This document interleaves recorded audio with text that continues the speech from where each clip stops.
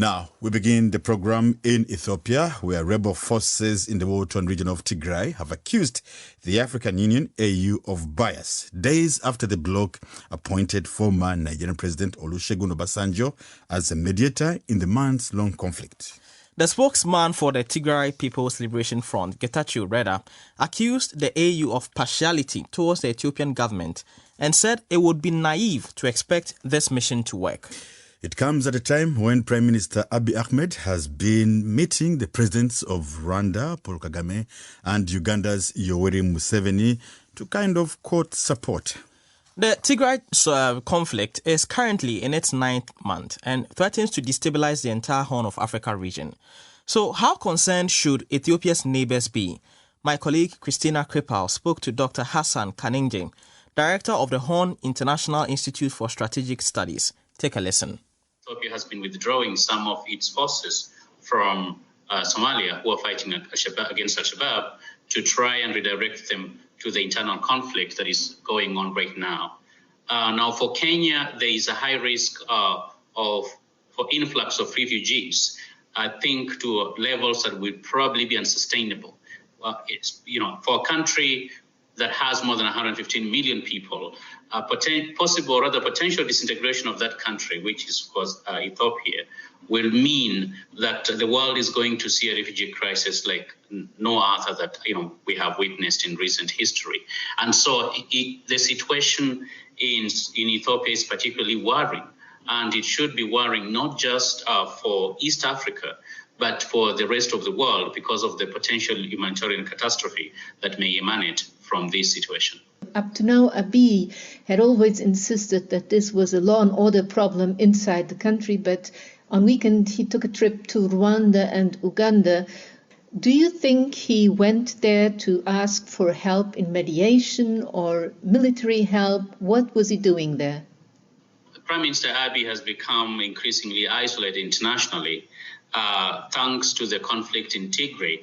I think he's now leaning heavily also on the region and other non-traditional allies to try and show up support politically, but also critically to try and have access to armaments.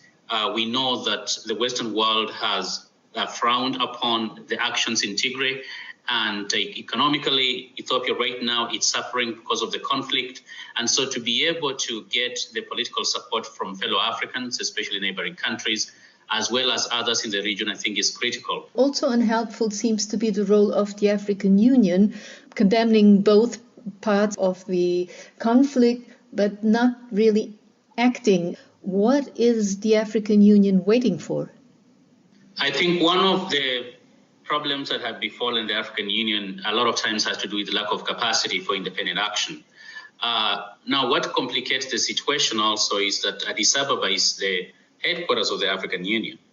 And I think many African leaders have been reluctant, for instance, to push Addis Ababa in the direction, for instance, of negotiation, fearing what the repercussions could be.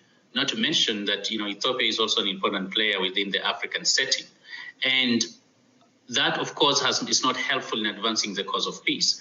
Now, I think what is going to be important is that the international community brings pressure to bear, but also works through local institutions such as the IGAD or the African Union in ensuring that those parties come to a negotiating table. In the absence of external help and some security guarantees, especially, the involvement of the United Nations Security Council, I think is going to be challenging to get any strong worded statement or strong measures from the African Union. My colleague Christina Kripal was speaking to Dr. Hassan Kanenje, director of the Horn International Institute. And as you heard there, Abiy has been visiting regional leaders like Rwanda's Paul Kagame and Uganda's long-serving leader Yoweri Museveni. And our question was, can African leaders put an end to Ethiopia's escalating conflict? Kabuya Farida, you are in Uganda, are saying no conflicts can be solved by the African Union. It's a club of dictators. Now what do you expect from someone who has ruled the country for over 36 years?